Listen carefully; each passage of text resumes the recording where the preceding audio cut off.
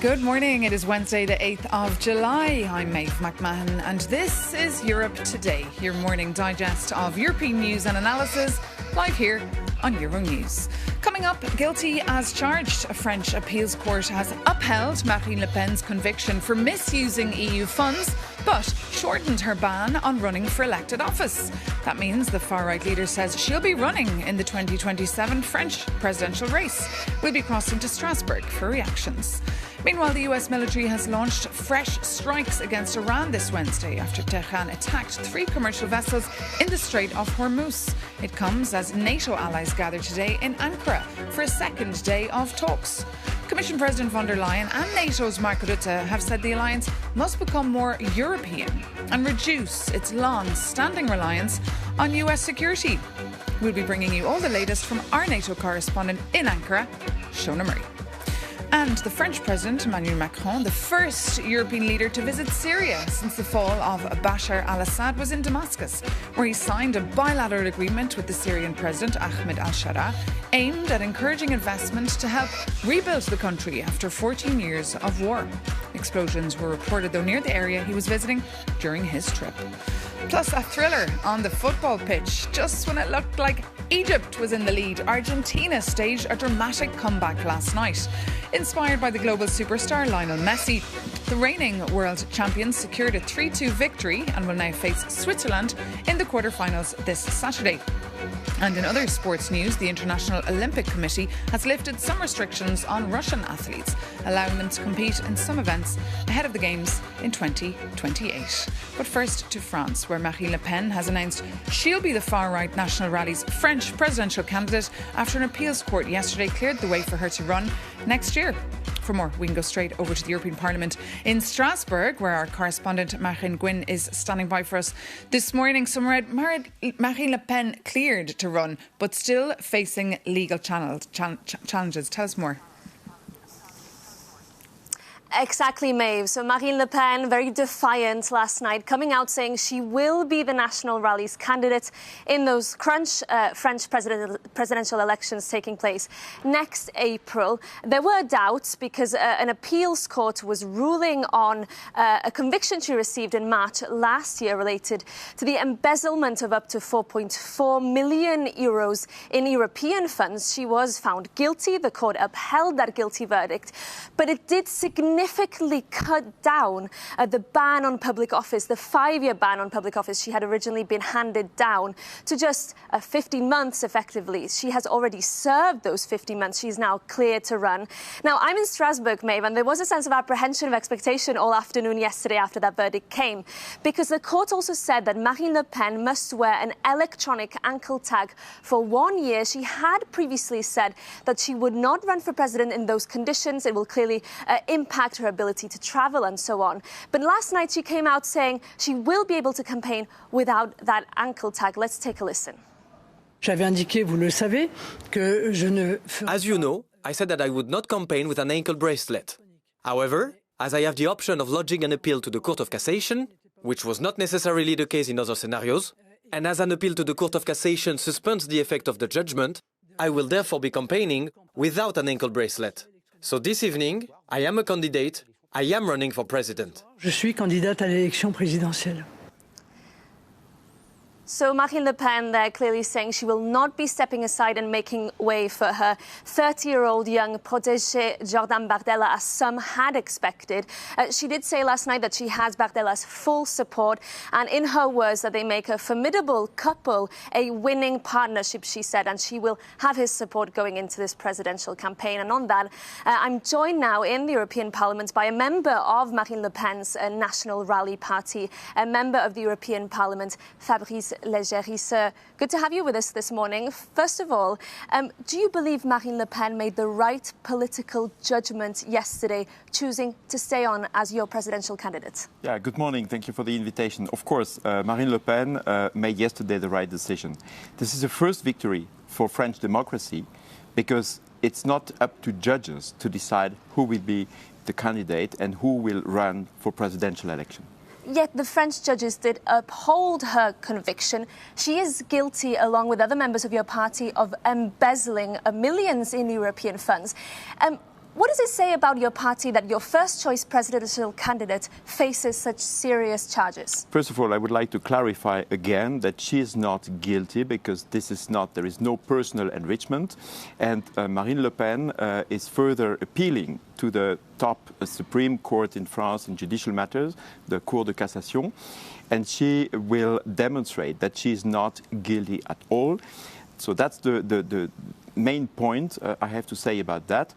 And then, of course, that means that we are confident that, there is no mistrust in the eyes of French people, because French people know absolutely what this is about. She's confident she will be able to campaign without this electronic ankle tag. Yet this is sure to cast a shadow. She is facing this sort of home imprisonment for a year, essentially. How do you think that will impact the campaign? She won't be able to go out on the campaign trail.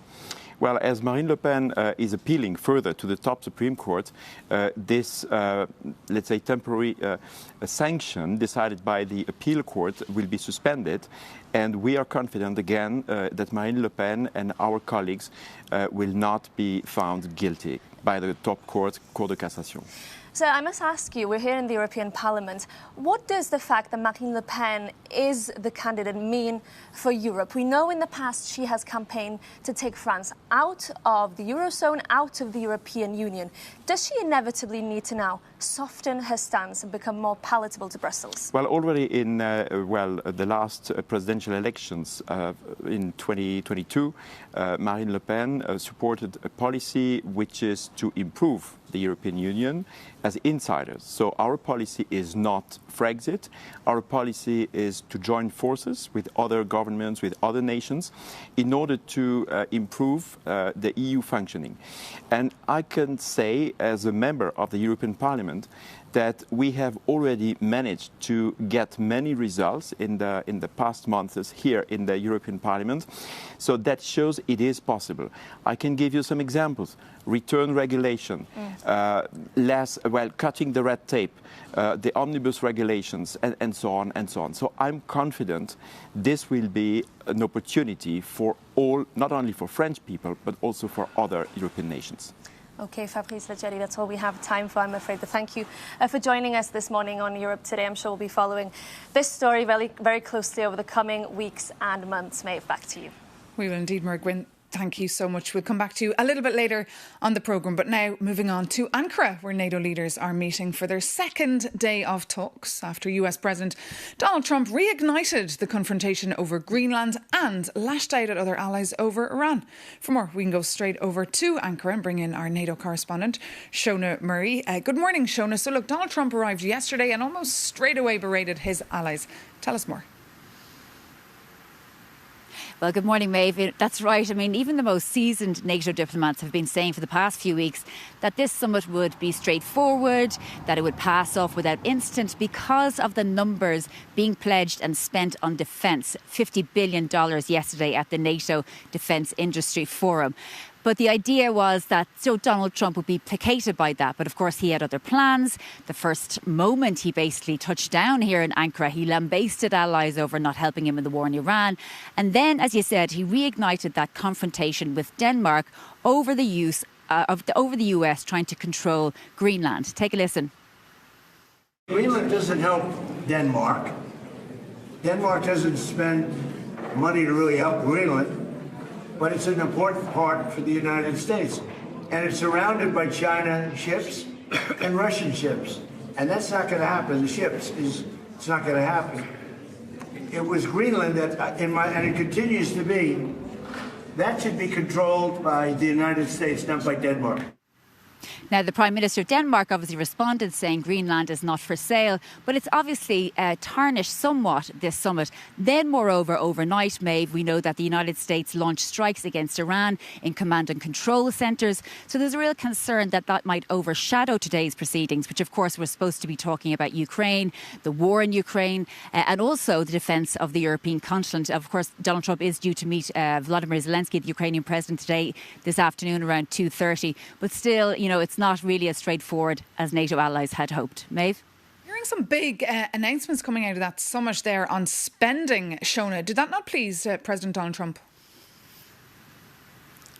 Well, certainly there was. I mean, $50 billion on tanks, submarines, Patriot systems, interceptors, and of course about $10 to $20 billion on drones, anti-drone technology, which is obviously important for modern warfare. So the idea was that would settle, Donald Trump's claims that Canada and Europe have fallen behind over the past few decades when it comes to defence spending. But I sat down with the Foreign Affairs Minister of Canada, Anita Anand, and I asked her about Canada's pledges. We see the Russian threat moving further and further north towards the Arctic Circle. And we therefore need to be at all times prepared across various domains. 40% of Canada's landmass is in the Arctic. 70% of our coastline is in the Arctic. These submarines make sense from a threat perspective, from a geopolitical perspective, but also in terms of ensuring that we are scaling up in areas that will defend and protect the homeland. Do you think the issue with Greenland and Donald Trump is over now? Do you think that's settled? Canada stands with Denmark and Greenland. We, in fact, opened a consulate in Greenland in early February.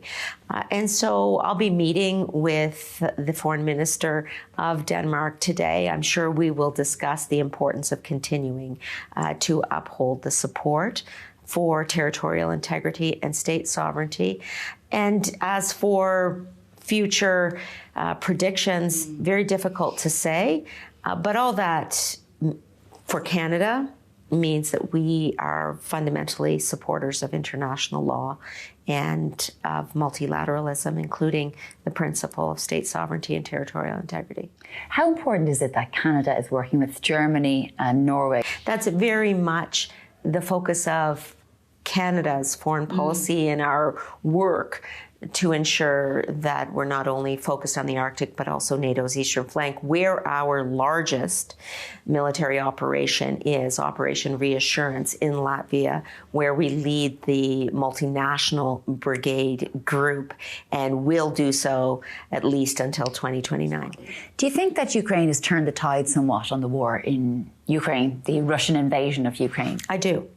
I will say that there is every reason to see Ukraine as having the capability, the expertise, and the know-how on the battlefield to fight and win this war. Countries around the world are seeking out the expertise of the Ukrainian armed forces and President Zelensky's overall strategy in the war. Always keeping in mind the importance of territorial integrity and state sovereignty, again, of Ukraine. The Donbass area, this is Ukrainian territory. Crimea, this is Ukrainian territory. We must never forget that. Do you think it's going to come back, Crimea? I do, and I will say Ukraine is going to win this war. And then just final question, Minister, as a woman, because we saw this picture that Donald Trump posted about Giorgia Meloni, who's going to be at this summit today, saying there should be a restraining order.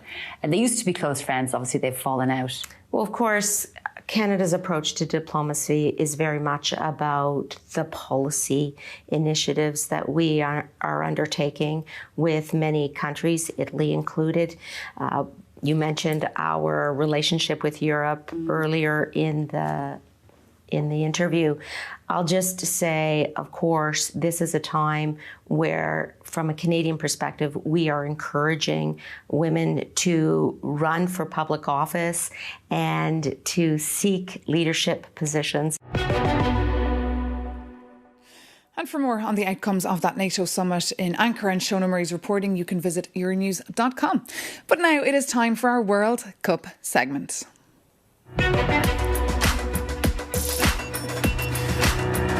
Well, reigning world champions Argentina enjoyed a dramatic night, coming from 2-0 down to win thanks to a stunning late intervention from the superstar Lionel Messi, who set up one goal before scoring the winner.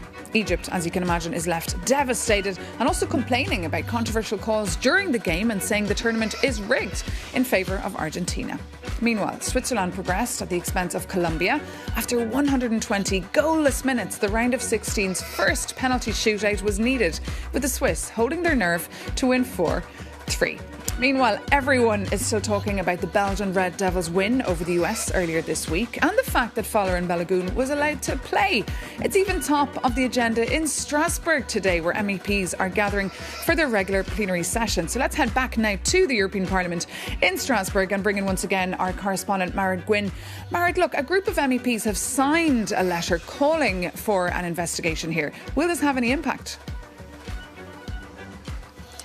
Well, yes, exactly, Maeve. This row has now reached the corridors of the European Parliament here in Strasbourg. And as you said, a group of MEPs yesterday addressing a letter to the 27 football associations of the European Union, urging them now to request an official investigation into the decision-making process that led FIFA to overturn that suspension on US striker Folarin Balogun that allowed him to play in that round of 16 match against Belgium in the early hours of Tuesday morning. Of course, Belgium in the end winning that match 4-1. But there is a sense of outrage here over the way that Donald Trump personally interfered, pressured Gianni Infantino, who is the FIFA president, into lifting this suspension to allow the US striker to be able to play. One MEP behind this initiative saying it's a disgrace and that this is a perversion of justice. And so the message is clear from Strasbourg. We haven't had a response to that letter yet, but MEPs here saying that political meddling has no place in football and that, crucially, the rules of the game have to be respected, Maeve. OK, Mairead Gwynn, thank you so much for that live broadcast there from Strasbourg. And now, as we enter the quarter-final stage of the FIFA World Cup 2026, we were curious to hear how people were feeling about this year's standout stars. So we sent our reporter Adnan Liel to the streets of Brussels to find out who their favourites have been so far. Clearly for me, Messi, because he's been playing exceptional level. He's played way better than in 2022. Haaland. He's doing something historical for Norway, and he also has like a natural ability with the ball. He's just a beast. The best performance I think anyone has ever had in this World Cup is Fosinha. I think Mbappe, that's what at least I heard around, because as Italian I'm not following so much. Honestly, I think that Hakimi has proven many times that he was a great player, and let's go Morocco. Olise or Mbappe? Haaland, for the way that he played and the way that he scored 2 goals against Brazil. Also makes me sad because I also like Brazil. It's either Erling Haaland or Kylian Mbappe. So in the case of our team, Portugal, we'd say Diogo Costa, our goalkeeper, definitely. And for the other teams, I would say Kylian Mbappe. Our team is definitely Diogo Costa, also the best looking one, if we can say that, not only for Portugal, but from the whole World Cup.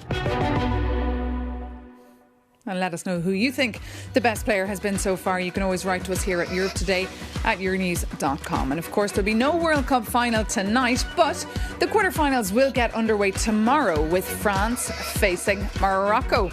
So may the best team win. But that brings this edition of Europe Today to an end. So lovely to have you with us as always. Have a lovely day. You can visit, of course, euronews.com for more news and analysis, or reach us also on social media. Take care and stay with us here on Euronews.